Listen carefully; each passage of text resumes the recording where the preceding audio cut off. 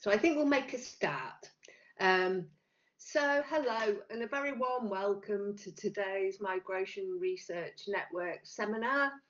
My name's Julie Walsh. I'm a lecturer in sociology at the University of Sheffield, and I have an interest in the impact of everyday borders and immigration legislation on migrant families' experiences of social care.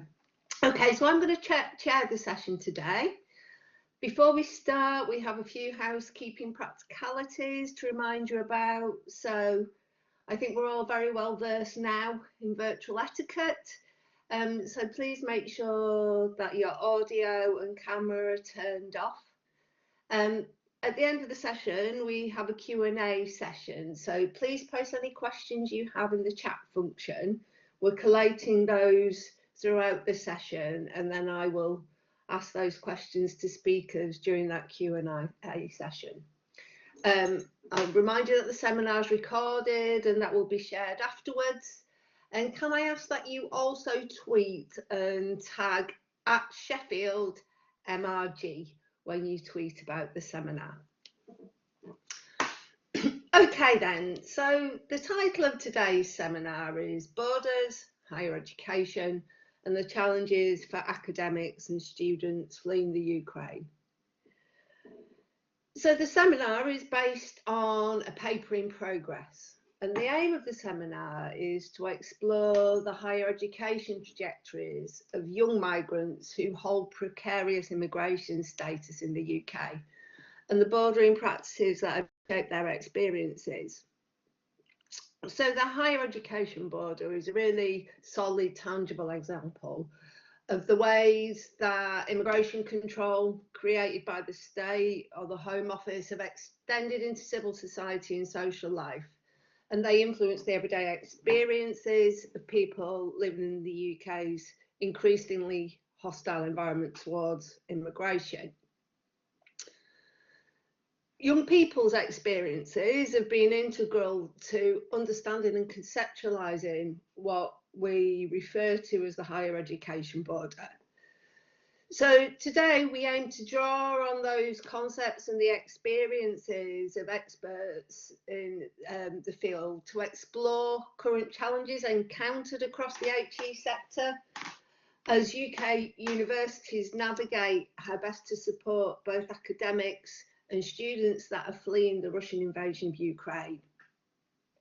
So to do this, we've come together as a group of invited experts with both professional and lived experiences of bordering practices in the UK, including those related to the HE border. But when you're posting questions, can I please ask that you're mindful of this and that your questions are sensitive and UK focus, rather than related to a person's experiences outside the UK or their motivations for seeking asylum or a person's place of origin. So please avoid those type of questions. So the structure of the seminar today is that we have 4 main speakers who will speak for around 5 minutes-ish each. And as I said, there'll be a Q&A session at the end. I'm going to briefly introduce our main speakers now so as to not interrupt the flow of the seminar.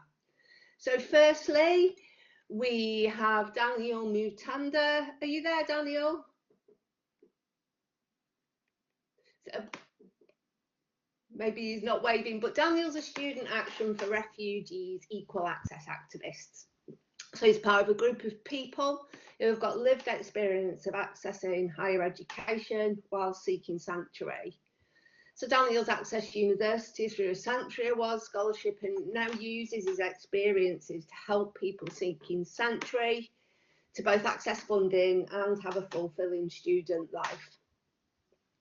But in addition to that, Daniel is also a member of the University of Sanctuary Steering Group. He's worked with universities to improve accessibility and inclusivity, and he's contributed to national guidance on HE and sanctuary. And he currently works as a research assistant with interests in public health, mental well-being, migration and environmentalism. Our second presenter is Katie Barringer. Katie is a works on the senior leadership team of Refugee Education UK, so REUK, and heads up the educational progression programme that helps young refugees to plan and access realistic pathways into both further and higher education through online advice and guidance, so by offering bespoke casework support and administering university scholarships.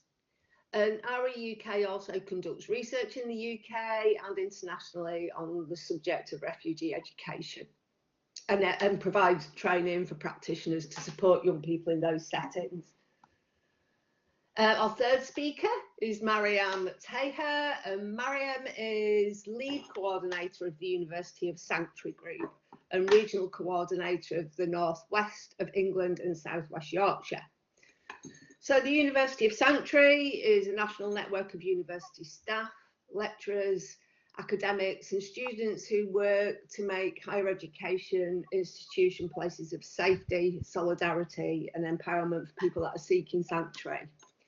And the aim of University of Sanctuary is to develop a culture and a practice of welcome within institutions, the wider community and across the higher education sector in the UK. Maryam access University as an asylum seeker through the Scholarship Sanctuary as well.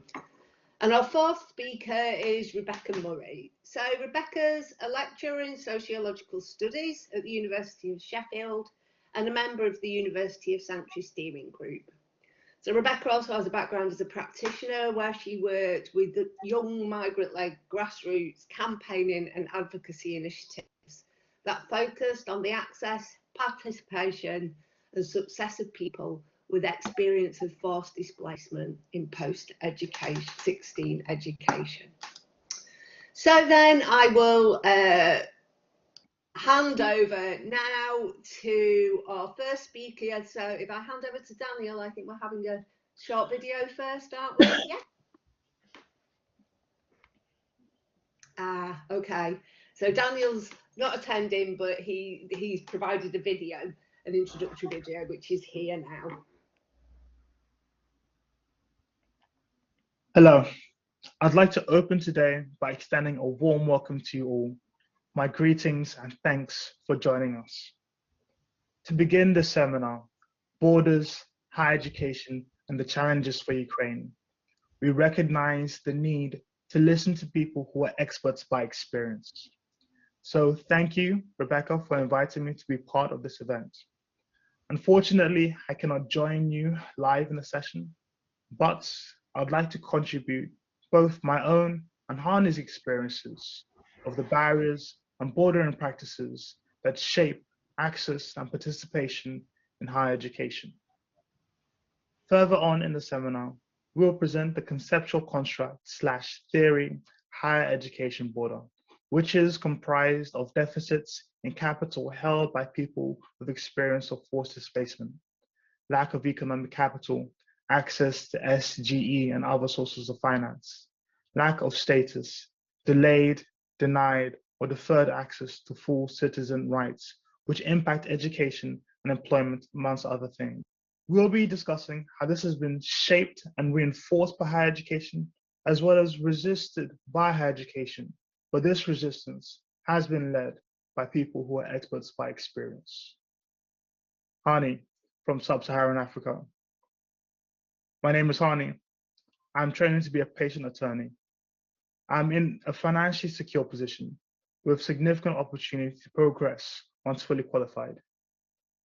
I have limited leave to remain, and in 2 years will be eligible to apply for settled status. What motivates me to learn? I like learning about how things are discovered. How do concepts come to life? Everything the world is built on was figured out by someone navigating their way in the dark. Can I be the one person that knows one thing more than everyone else? I have figured out that there had to be something I was good at. It turned out to be quantum mechanics.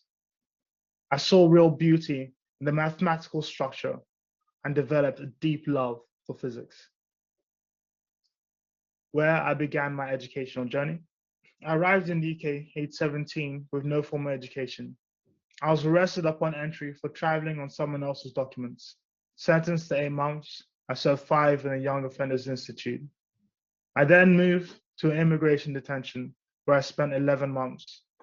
I dedicated my time in detention submitting claims for asylum, which were refused, and harassing staff in the library to buy me books so I can teach myself. Despite refusing my asylum claim, I was eventually granted bail. I joined college, where fortunately there were no charges to study in 2008. I was detained during my studies, but at that point I had mastered the art of bail applications.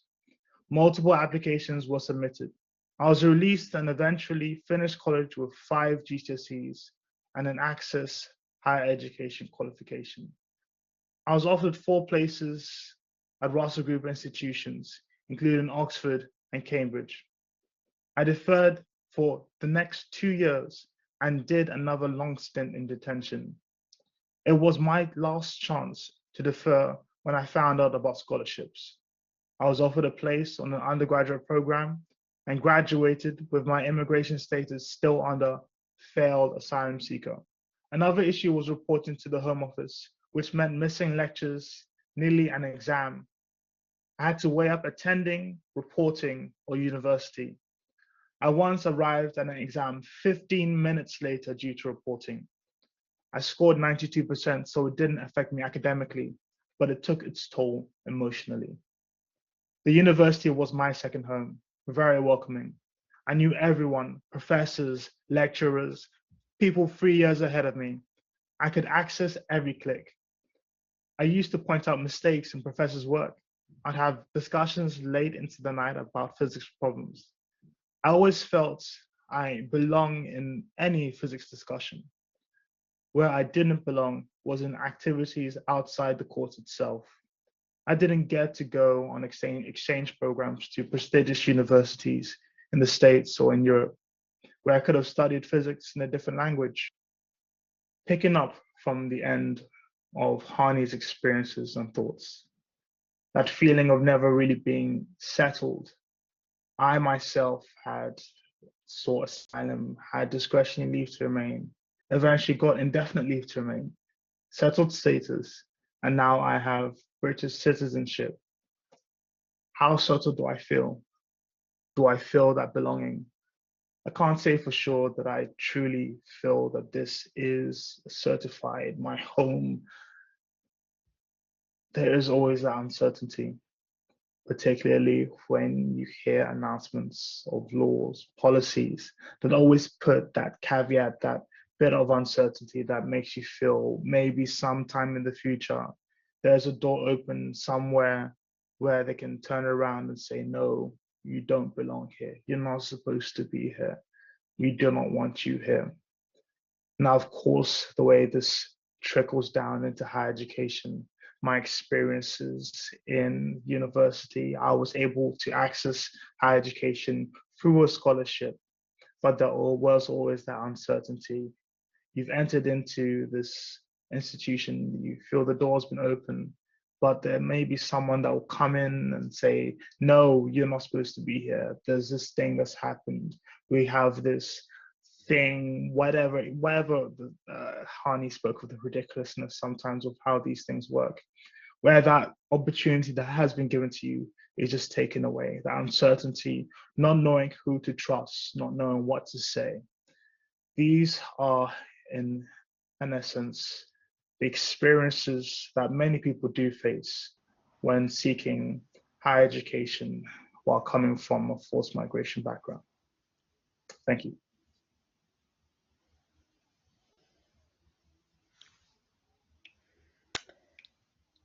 Great. So I think it's me now, and I'm going to be speaking to Mika about some of her experiences. Mika, are you there?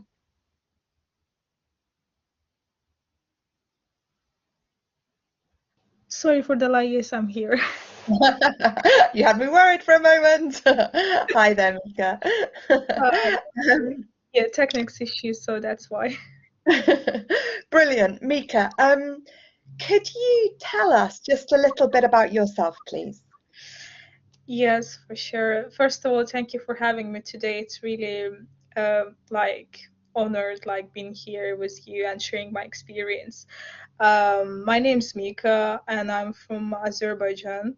I have been in the UK like more than 6 years. I'm living in Birmingham currently. I'm student studying at University of Nottingham doing criminology course. It's my first year. Regards like with kind help of RUK, I was managed to go university and getting scholarship. Um, well, what else? I'm 24 years old, and That's plenty. That's plenty. I know that we've spoken before that when you first came to the UK, which was 6 years ago, am I right?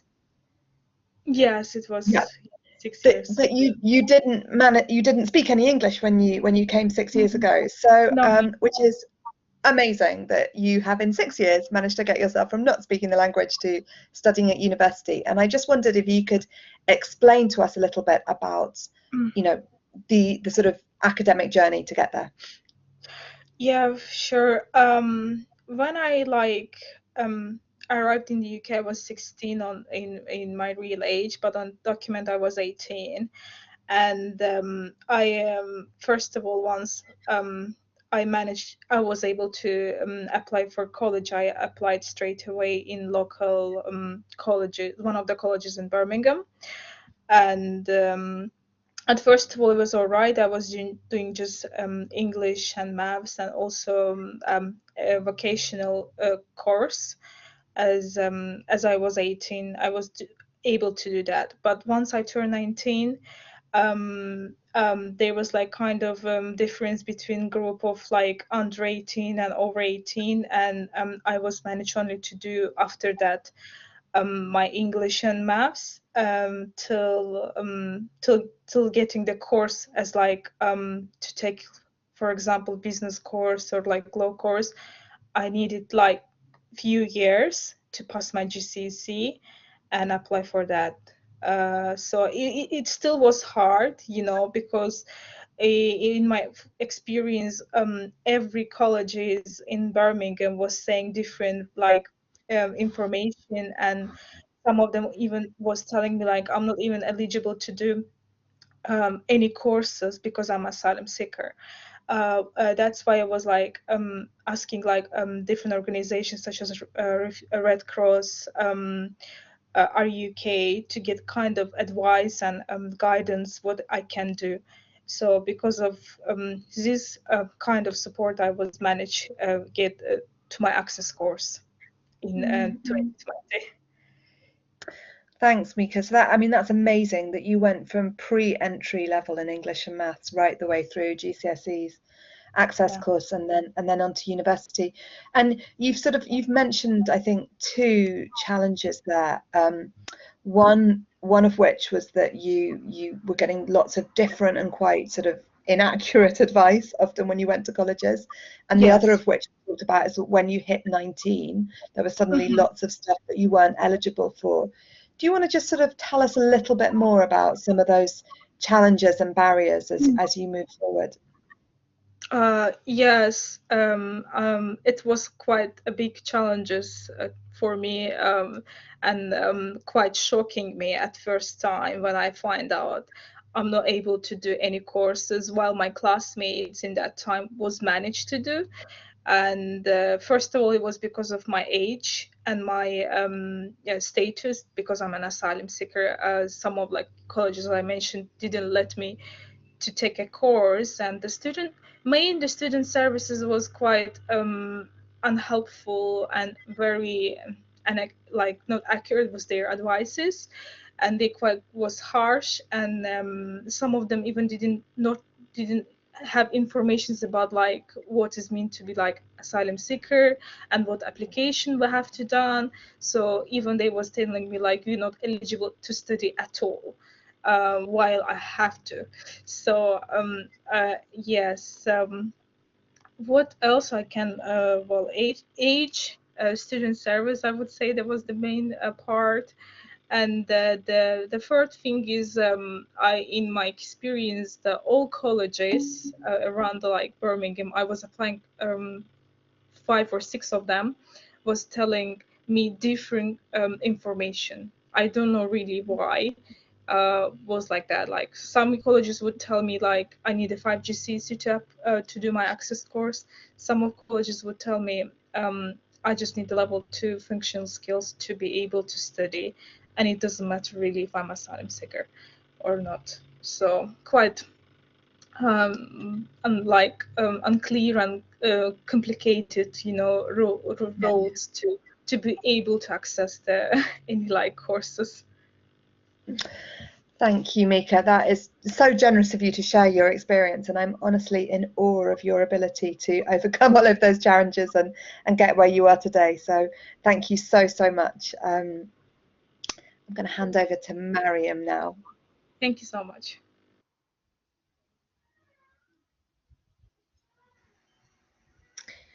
Hello, everyone. Thank you so much, Mika, for sharing that. And it was just so interesting to hear that after hearing Daniel and Hani's experiences too. So just going to share slides very quickly. So as Julie mentioned, my name is Maryam and I'm representing the Universities of Sanctuary network today, which is one of the streams or initiatives of the charity City of Sanctuary UK. I think you can imagine just from hearing the different experiences, just how important it is to include the voices of people with lived experience in the work that we are doing at universities and in the grassroots kind of work from the organization's perspective. But I just wanted to kind of briefly emphasize on that and give a little bit of an overview or examples of how those voices have really established these initiatives, but also continue to help them develop. In the work of the university is becoming more welcoming and accessible and a place for safety, as we are seeing through the different humanitarian crises and the tragedies happening globally. The leadership of people with lived experience is essential and really invaluable in the development of this work. You can see on this slide just kind of a timeline of where this movement had started, and you can see the different organizations and the different people that have been involved. Initially, this work kind of with this movement stemmed from a group of young refugees who themselves faced barriers to education through the Brighter Futures initiative of Save the Children, which kind of then developed with the Equal Access campaign, and they basically lobbied some universities to help them get into university by waiving tuition fees, and that was the first example of universities opening their doors to people seeking asylum. Without their campaigning, their advocacy, and their lived experience, this wouldn't have been possible. And then from that, when the Equal Access campaign was established, universities were learning about how to set this up. In 2011, there was about 7 universities offering scholarship programs. But as you may remember, the humanitarian crisis in Syria meant that universities were recognizing the disruption to people's futures, and meant that lots of more scholarships needed to be developed for people arriving from Syria. And then in 2018, the Article 26 project provided lots of guidance and research for universities. So an example, just again, kind of with the development of this research from Article 26, is that it was completely informed by the experiences of people with lived experience and people with precarious immigration status, facing a multitude of barriers and hurdles to continuing their education, some that we mentioned today and some that we just don't have the time to cover. What this meant as well is that the Article 26 project research and collaborations with other organizations incorporated into this University of Sanctuary network. These invaluable partnerships we have today with Refugee Education UK, Student Action for Refugees, We Belong, lots of organizations leading on this grassroots work to help universities be more welcoming, is essentially informed by the experiences of the groups we have of people with lived experience, so either kind of sanctuary ambassadors or equal access network members, whatever kind of the group name is. It's about using their experience of the hurdles that they face to help inform what is needed and what the gaps are.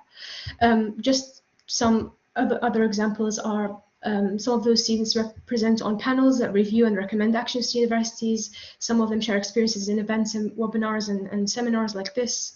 some students have done huge amounts in changing policy and improving practice at their universities and nationally as well, kind of across the sector. I think it's also really important to acknowledge the incredible support from higher education professional service staff in implementing changes and advocating alongside the students. So we've seen lots of really great examples of the staff members in their day-to-day jobs just learning about all of the bordering practices that they see that students are facing. And in wanting to support them as much as possible, they have to advocate for them, including, contacting the Home Office, writing to help reverse, a study ban on a student that was a mistake or a misunderstanding, etc. So in implementing those kind of positive practices and in changing policy, there is a real power in that collaboration between people that can maybe use their roles as a power and use discretion within institutions, and people seeking safety here who are at university or wanting to access uni but facing a multitude of different difficulties. So the collaborative work here keeps informing our work as organizations, building on kind of the great research already available, including from Refugee Education UK and the insights of people with lived experience. We've been able to, for example, through the working group that STAR leads now, kind of speaking to student loans companies, speaking to UCAS, changing some of the practices there to help students have a smoother experience.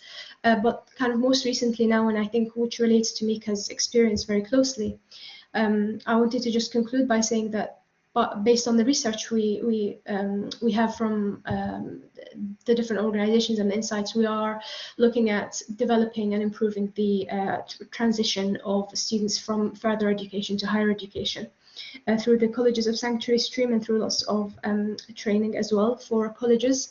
I think Mika really highlighted that so well about the disparity in the information that some of the colleges have and maybe the lack of awareness they have about people seeking asylum. So this is an area of work that, again, is being led by people with lived experience completely. And to just conclude as well, we are seeing that universities that do have scholarships and have supported students for many years are having, they have a robust system of supports for students. So they are therefore kind of feeling well equipped and more prepared to respond to the most recent crisis that we are seeing in Afghanistan and Ukraine, and in their support, not just financially but also well-being, practical and legal support. They are, because of their pre-existing knowledge and the feedback they've received from students, are able to really embed flexible approaches rather than have some kind of very kind of rapid response that may not work. They are making very informed decisions because of the power of people with lived experience and their voices. So I will just now kind of pass over to Rebecca to talk to you a little bit more about that and the bordering practices that we are seeing. Hello everyone, my name is Rebecca Murray. I'm a lecturer in sociological studies here in the Department of Sociological Studies at Sheffield. So what I would like to do today is to present to you the essentially how the experiences and advocacy and campaigning translated through my doctoral research into understanding the higher education border and what that looks like. Before I continue, I'd just like to thank Maryam, Daniel, Hani and Mika for sharing their experiences today, and not just their expertise in terms of their own lived experience, but also as practitioners and advocates and the work that they do towards overcoming the challenges to higher education for all migrants.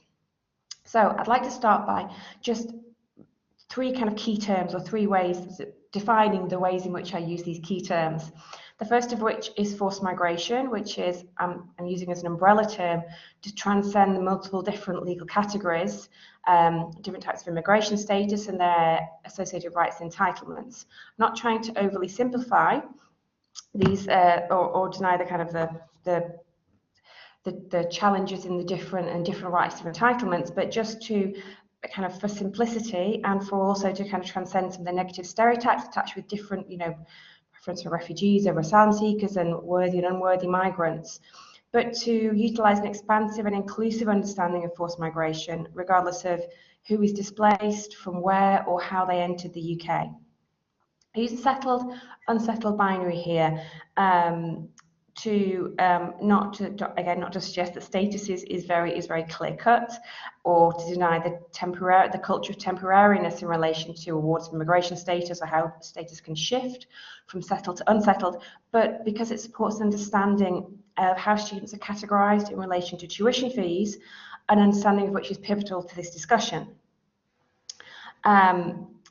Higher education is used, again, we use higher education to describe any education post 16. And as we've heard earlier, and this is the way research and kind of practice is developing, is exploring much more into further education and what happens in college and not just within universities. And when I talk about higher education, it's looking at every academic or educational opportunity a higher education institution can offer, from English language provision through to doctoral study. So, bear with me just 1 second. So just to say how this settled, unsettled binary works in relation to tuition fees, particularly, which is often seen as the most significant border to have to overcome to access higher education.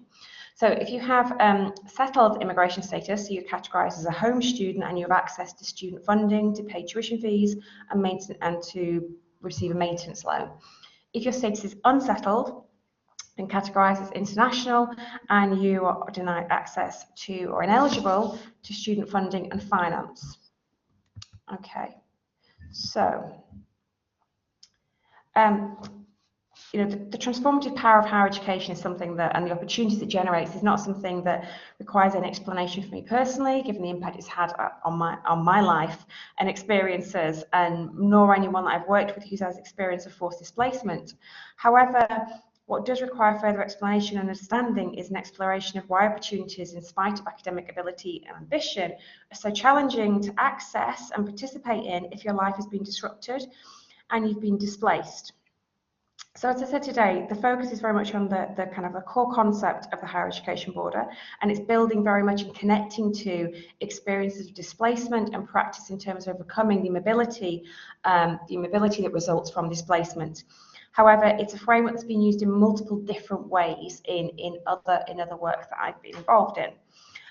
So the higher education border is a framework to conceptualise and further our understanding of bordering practices in higher education, from the perspective of people with experience of forced displacement, as well as higher education institutions, who often have particularly complex relationships with borders in terms of their role in enacting and resisting bordering practices and the penalties and reputational damage they risk incurring if their activities are seen to contravene Home Office policy. It's all just, I say this because it's important to acknowledge the inherent challenges in both accessing and delivering opportunities in this context. A forced migrant habitus is a concept that's been developed from Bourdieu's theory of habitus and capital. It's an extension of Linda Morris's work on the concept of the refugee habitus, and its aim is to really reflect the holistic and embodied experiences of students with a history of forced displacement. It also supports our understanding of how existing capital that's held by people who've been displaced is translated, redefined, and new capital accumulated in the process of navigating higher education. In doing so, it facilitates not only our conceptual but our pragmatic understanding of the higher education border. So the concept came about from interviews I conducted as well with students who were are either trying to access higher education or currently in higher education across Sweden and UK through my doctoral study. One cohort, the students were one cohort of interviewees that I spoke to, and through sharing their experiences with me of pursuing their studies and actively studying, there were kind of certain shared characteristics that shaped this habitus, and it was shaped by experience of displacement, by determination and a desire to exercise agency to achieve outcomes in higher education. It was shaped by actual, tangible or perceived deficits in their capital, and that was either due to the fact that their existing capital lacked comparability or recognition in a new context, or had been lost in the process of displacement. There are multiple different approaches to and ideas in respect to what constitutes belonging, something that everyone so far precedes me have touched on, the idea of belonging. And I use the term contrapuntal to describe approaches to belonging. The term contrapuntal is originally borrowed from the composition of classical music, which Edward Said used to describe how different approaches and ideas can be delineated from each other yet played or kind of lived out in harmony. And in the context of this discussion of the pursuit of belonging, I looked at the young people, and there were various ages. It was a broad age range of students I spoke to. Their pursuit of belonging was contrapuntal in the fact that they actively sought settled immigration status in parallel with opportunities and outcomes in higher education. Instead of adopting a linear approach where they secured their status and then once they got status they would pursue a degree program or some kind of education, they conducted the two in parallel, in tandem, I should say, in tandem. Very vivid example of this was provided by Hani, who in terms of pursuing education while being in immigration detention. So essentially the habitus, there are five core areas of capital that comprised the forced migrant habitus. And what I'd like to go on really to talk to you about is how this forced migrant habitus intersects, and the different components of capital intersect with the higher education border in the UK. This also applies to the Swedish context in my wider research, but I'm very much focusing here on the UK context. So Deborah Udell talked about, she developed a concept of educational triage, which was really about exclusions from how exclusionary practices operate within compulsory education. And I'm extending it here to conceptualize the different modes of exclusion, which range from explicit to implicit exclusions to practices of deterrence and othering of people who've been displaced in higher education. I'll just run through this quite quickly. I'm going through there's a lot of detail here which I'm not going to go into, but really it's to kind of reinforce the idea that if people are not explicitly excluded, for example, through having a no study condition, for example, if they have immigration bail with a no study condition, or if their university determined they've not got the right to study through their compliance processes and the Home Office determined they're not eligible. If that is, and that's also obviously, that's if people enter into a process of seeking asylum or regularise their immigration status. For many people, that is not even an option, being recognised or recognisable as actively seeking asylum. So that can result in explicit exclusion, but also there are far greater modes of implicit exclusion that operate within the higher education border. The Teaching and Higher Education Act 1998, asylum seekers were officially excluded from funding required to study in higher education. You could say that really laid the foundations for the higher education border over a decade prior to Theresa May's hostile environments. Obviously implications for student categorization, and if students didn't fall between home or international, it was difficult to, especially if they were home students, or international and not paying fees, there was a lack of incentive to support students.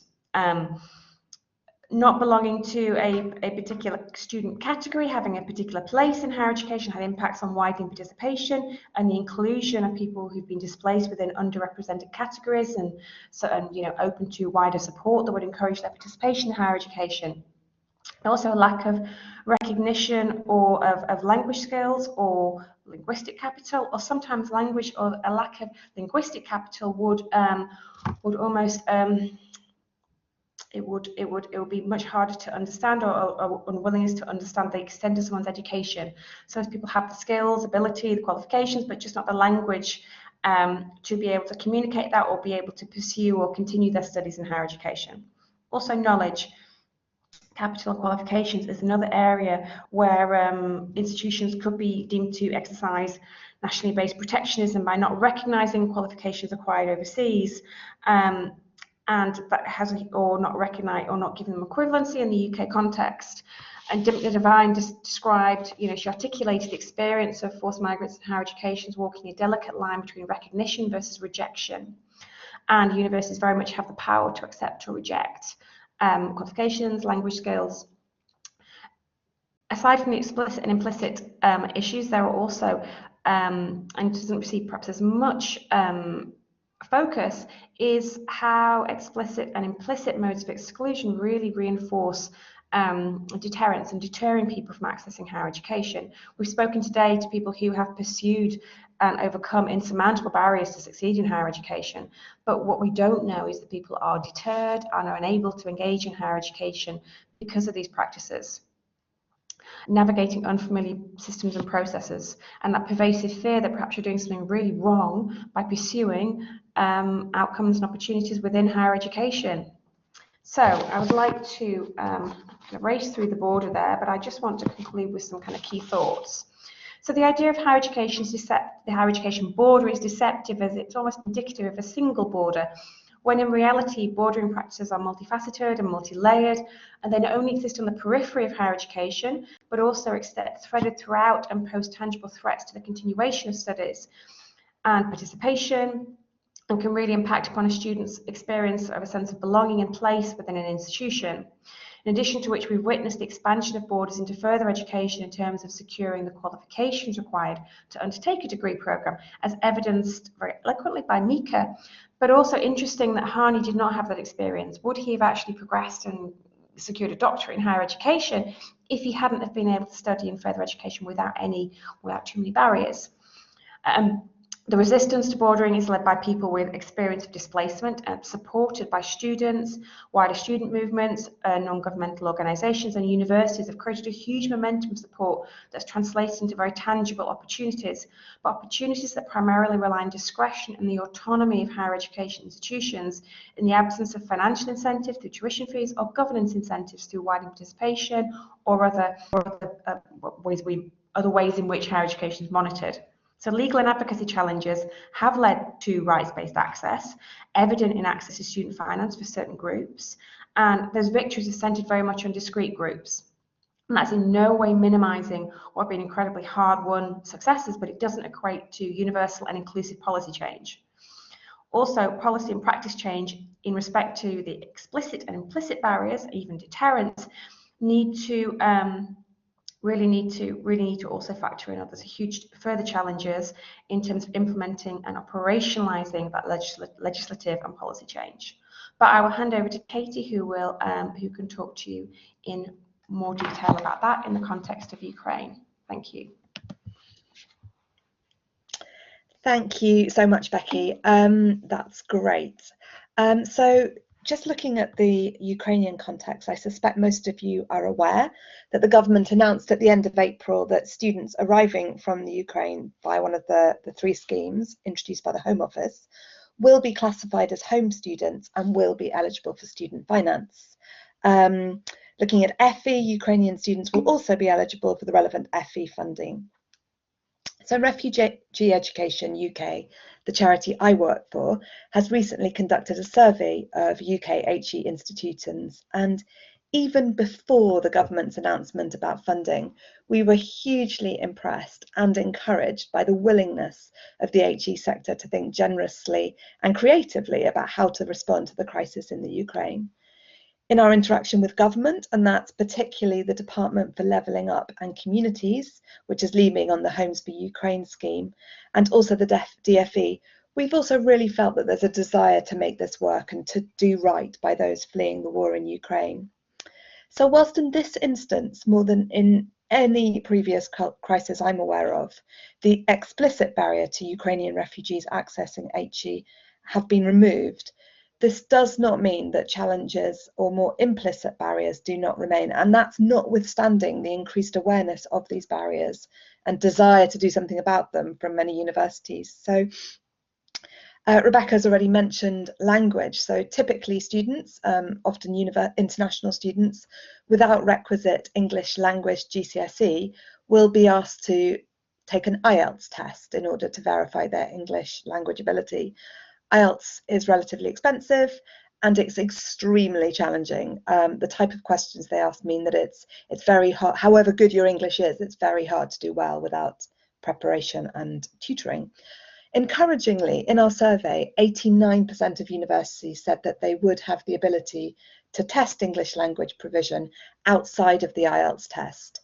Additionally, many of them were prepared to put on pre-sessional English language courses to help the Ukrainian students reach the required level of proficiency. But still, the majority of HEIs said that students would still need to meet the language threshold for the relevant course before they started, which may be an impossible task, even with the additional pre-sessional support.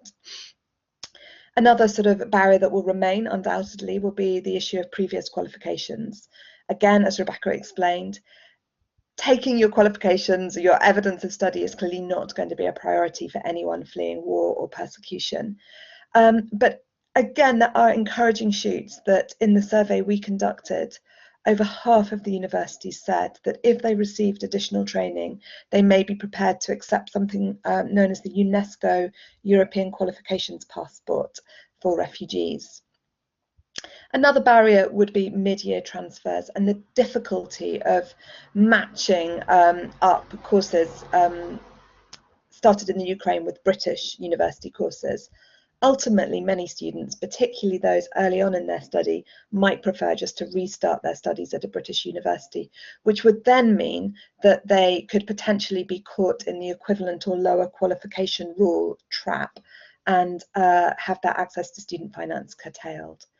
And then finally, there's the issue of mental health and trauma, which is another barrier for refugee and asylum-seeking students.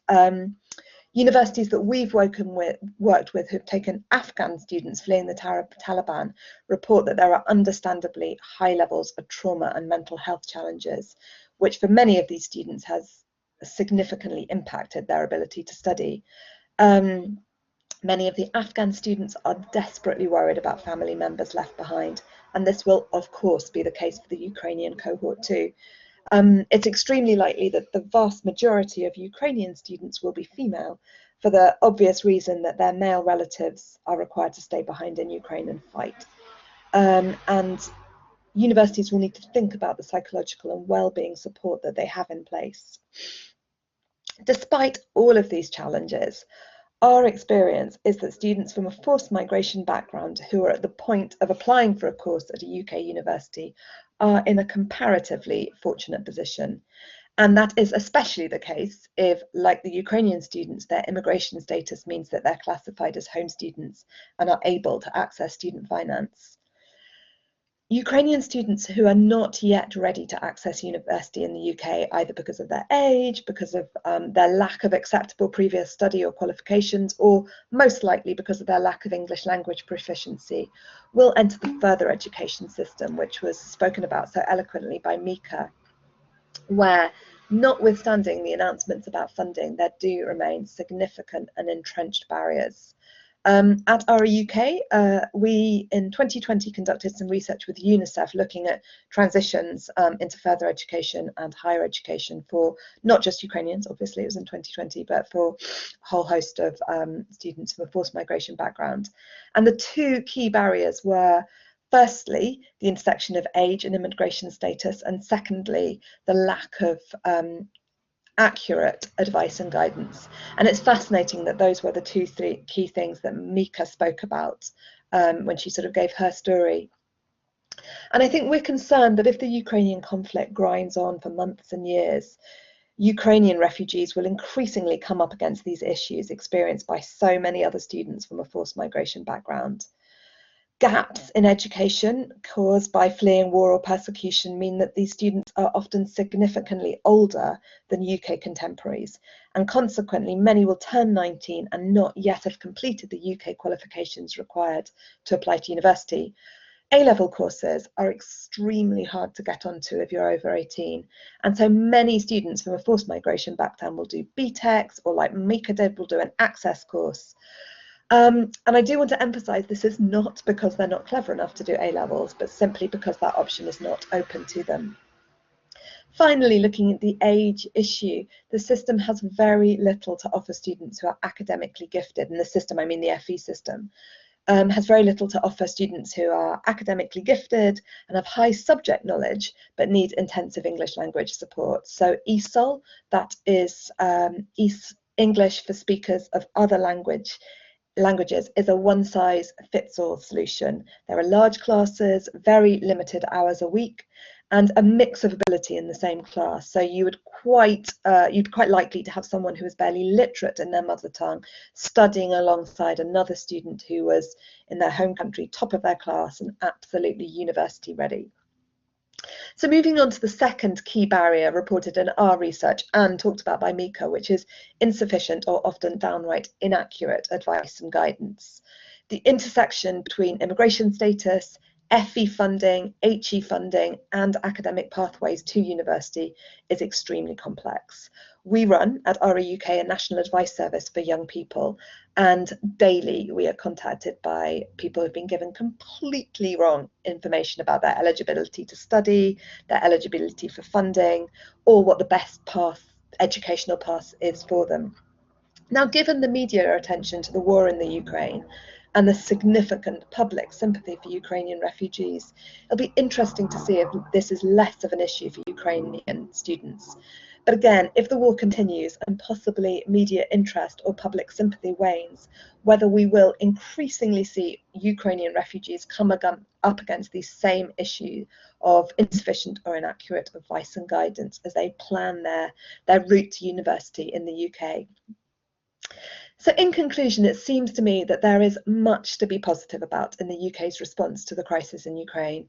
The relatively quick announcement from the government on the entitlement of Ukrainian refugees to home fee status and student finance, and the desire from the HE sector to be welcoming, and their willingness to think generously and creatively to overcome barriers.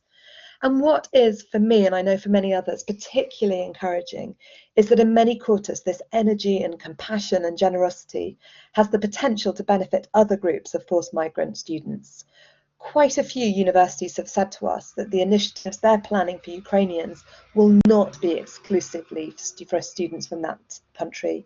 We as a charity have been approached by funders wanting to respond to the situation in Ukraine, but each time that we've said that we don't accept funding linked to a particular nationality and that any funding they give us will be used to help all newly arrived young people, that has been accepted without a question. So my hope is that the focus on the plight of Ukrainian refugees and the barriers they face might bring about positive change for all students from a forced migration background and expand beyond Ukrainian students to become available to people fleeing other conflicts and with other immigration statuses.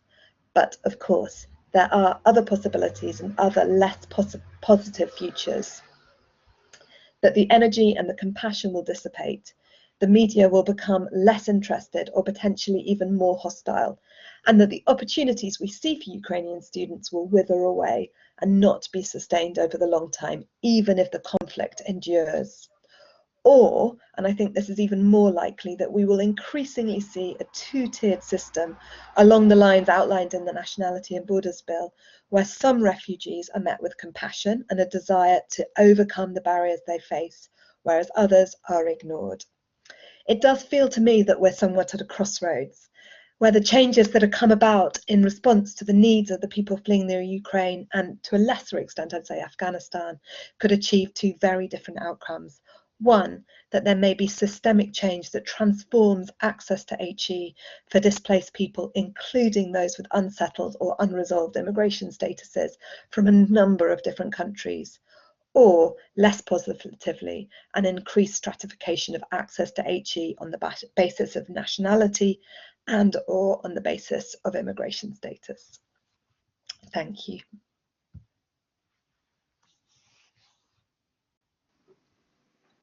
Thank you, Katie. So I'd just like to say thank you to Mika, Katie, Daniel, Maryam and Rebecca for such informative and inspiring presentations and conversations. And I'd also like to thank you for sharing your knowledge and experiences today and showing the crucial role of organisations and individuals in understanding the people's interfaces with borders in HE and how they can be reinforced but also navigated. So thanks for your presentations and what you generously shared, and they clearly show that expertise by experience gives an essential perspective about the impacts of bordering practices on your lives, but also those within education and the insecurity and uncertainty that can often lead to. And thanks for sharing that with us and highlighting the factors that complicate and shape and reinforce and enable resistance to educational borders. So across the practices that you've described in your experiences, it's clear that individual practitioners' discretion and care can play a really important role in experiences, but also partnership work and collaborative work. And through the latter, there are many initiatives that are being developed and implemented that you've talked to us about today. And many of those influenced by people with lived experience. And it would seem that these need to be supported effectively by institutions more broadly. I think bringing it all together in the context of the Ukraine raises a number of important questions and highlights the ways in which borders can be modified and changed under some circumstances, but that borders exist beyond overt restrictions and in terms of access to education. So thank you for that, but because our time's limited, I'm going to go over to our questions now and share some of them with you that some of our attendees have posted. So the first one is from Hannah Lewis, and it says, on deterrence, do speakers feel that denying access to HE is meant to be part of deterring forced migrants from claiming asylum in the UK or coming to the UK? So are there examples of the Home Office explicitly stating this? And does anyone think that anyone looking to move to the UK for protection would have access to this information? So what part does the borders of HE play in deterring people from coming to the UK, if at all any? So who should I go to? How about you first, Maryam? Would you like to respond? Yeah, happy to take that. I think it's a really great question, and I'm not personally aware of kind of explicitly like a Home Office statement or something stating it, but I think it's no coincidence that there is we know kind of asylum seekers have the right to study, but they have no right to access government loans in England, Northern Ireland and Wales, and aren't considered home students, so they can't access higher education in the same way. I don't think it's a coincidence that this exists, plus the ban on employment and work and not allowing asylum seekers to take up employment. I think it's stopping them from contributing to society in the way that they want to, stopping them from using their skills, their knowledge, from requalifying easily. And so from kind of the integration part, or, you know, from settling into a new home, it's definitely making that more challenging and more difficult. From personal experience, I would say it definitely does deter people from coming to the UK if they have a choice, if people have a choice in kind of choosing what country they want to go to or seek asylum in. They understandably will think about their future and the future of their children. I know that, you know, personally, I didn't have a choice in which country I had to seek safety in, but when it came to applying to universities, and I had free access to education up until university, we found out that I'm not going to be able to apply until I have status, and there was no time frame or time scale for when I could get that status. It did feel like all of the effort and the waiting and the kind of legal battles were going to waste, if that makes sense, because we were settling here to try and build a future. Kind of my parents mainly to build a future for us. So to have that main thing, which was education and continuing our future and looking forward to kind of future careers and prospects, stopped. To have like to see like a dead end there was a big, it's a devastating shock, because you kind of reevaluate why you're seeking asylum.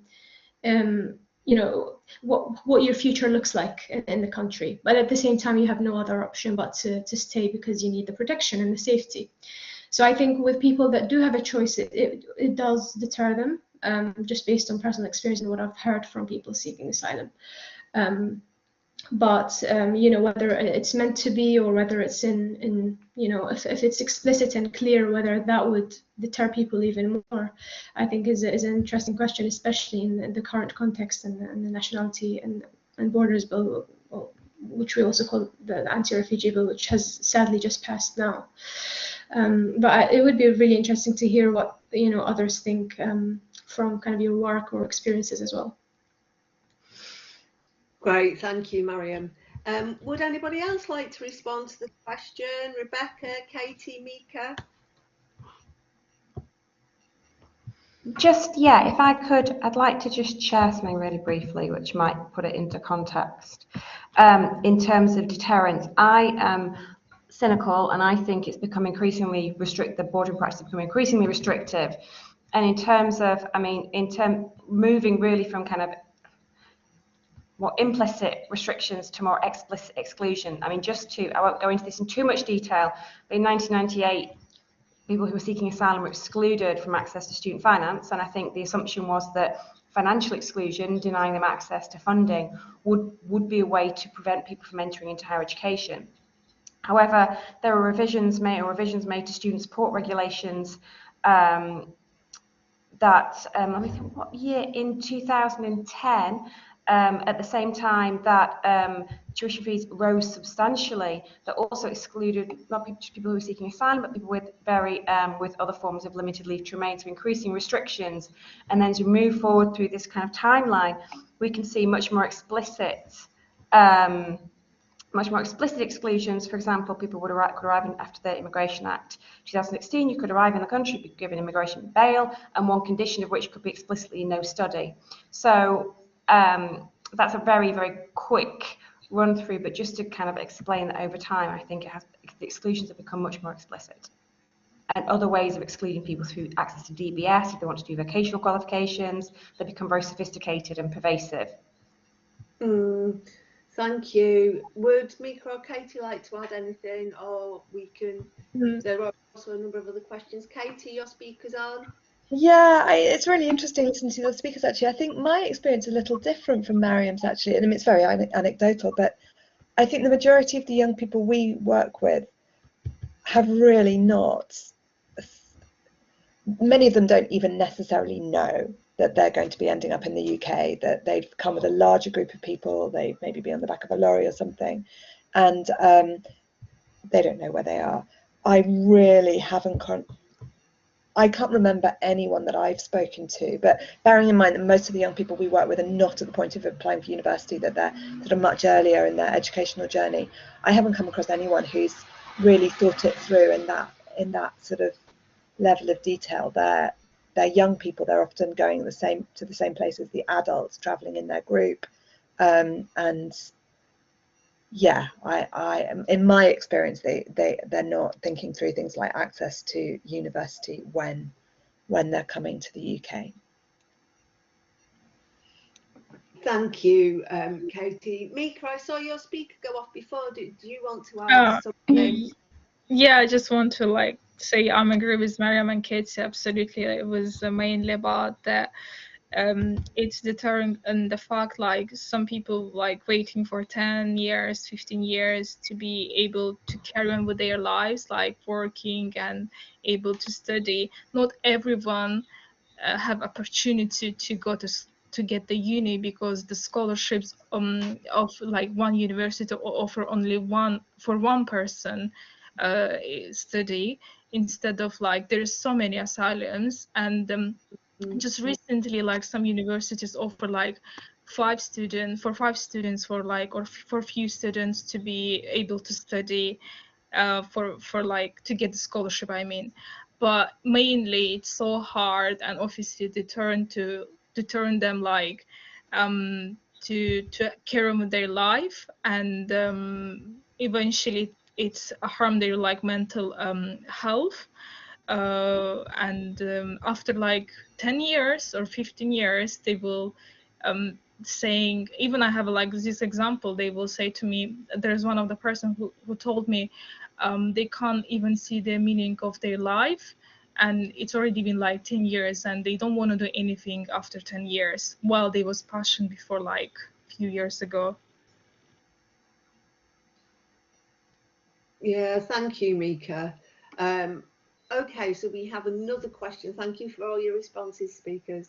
So this is from Magella Kilkey, and the question is, on the HE border, so that seems to be defined in terms of access to a course or to study formally, but what about access to universities' wider resources? So things like study spaces, libraries, seminars. So more informal elements of education. So some universities are already very closed and securitized, so unwelcoming spaces to many people. But is there space within the HE education border framework to incorporate these more informal borders? Who would like to take that first? Should I go to, we went to you first, Maryam, before. Are you happy to respond first? Yeah, happy to respond. Again, such an important aspect that we always kind of think about within kind of the University of Sanctuary network, and how universities can be more open and welcoming. And there are really positive examples of universities doing that, or kind of working towards making that possible. So opening up library access, study spaces, as Majella said, I'm sorry if I'm pronouncing your name wrong. As universities do seem and are, you know, in some cases very close to people who want to access them, and are only open once you've got an offer to study there. So we kind of talk a lot about kind of not just raising aspirations and helping with outreach activities to local colleges and schools, but also just being open for the community and opening facilities, etc. And you know, there are some of those examples which are increasing now in the most recent years, are like open days for people seeking sanctuary to come and experience some of the lectures and some of the disciplines, or speak to some of the university academics and the students, and ask questions about, and you know, what the experience is like at university, or what can they apply for, what opportunities are available for them. So there is a real opportunity, and I know it's kind of growing, which is really positive. And I think one good kind of a robust example of that is including people with lived experience in the widening access groups at universities, so that any outreach activities and any widening participation activities are inclusive of people seeking sanctuary. And you know, again, with the collaborative work between further education colleges and universities growing, this is also an area that's developing more. Wherever and whenever that can be encouraged, it's a really important part of facilitating access. Is not just to have the financial, you know, barrier covered, but also to have the you know, the steps and the required structures to be able to access those scholarships, to help to enable students even apply for them in the first place. Thank you, Maryam. Majella said thank you too. Would anybody else like to respond to that comment, the question? I'd like to add something. There's another side to this which is really interesting, the idea of informal and formal access to higher education. And one of the reasons why the work I was doing, which is very much focused on scholarships, was integrated into the university sanctuary, so it was part of a bigger approach, or more substantial, more comprehensive approach to welcoming students into higher education, or including students within higher education rather than welcoming them. But one of the challenges, it's interesting, Majella's question, because one of the challenges is that sometimes when you're looking at universities applying for sanctuary, they will do anything to avoid the formal accredited opportunities, and they want to focus on informal opportunities or access to higher education. They don't want to risk their relationship with the Home Office, their trusted sponsorship, or invest the financial, you know, the resources in terms of finances and staff time into making it a reality. So what we always argue is that informal opportunities or informal access is another part of the board and another thing to think about, but the kind of primacy of the formal opportunities in higher education are reflective of the experiences, needs, aspirations of people that have led this, young migrants have led this movement, but also our increasing kind of our interactions with universities who are resisting the provision of formal opportunities. Thank you, Rebecca. I'm going to move on to, we've got one more question and 5 minutes, and we just want to close off with a couple of sentences at the end. So the last question that we'll take is from Nick Gale in Exeter, and it says, thanks to all the speakers. Katie, the survey you mentioned sounds really interesting. Are the findings published, or are there plans to publish? And then more broadly, what do you think the priority actions at this crossroads moment to maximise the chances that the goodwill towards Ukrainians leads to heightened awareness and actions for all nationalities attempting to access UKHE. So the first question is about the findings and if they're going to be published anywhere. Thank you, Nick. Yeah, yes, in answer, the survey hasn't been published but will be. So yeah, I mean, it will definitely be out on our Twitter and all the rest of it. So most definitely. I mean, I've saw your question. I've been thinking, what do I think are the priority actions? I'm not sure I have a definitive answer. I'm really interested in what other people say, but my observation has been that the response of the university sector seems to be at a much higher level, that I've been sort of quite a few meetings with sort of pro-vice chancellors and things like that. It seems to have really moved up the food chain, if you want to put it like that.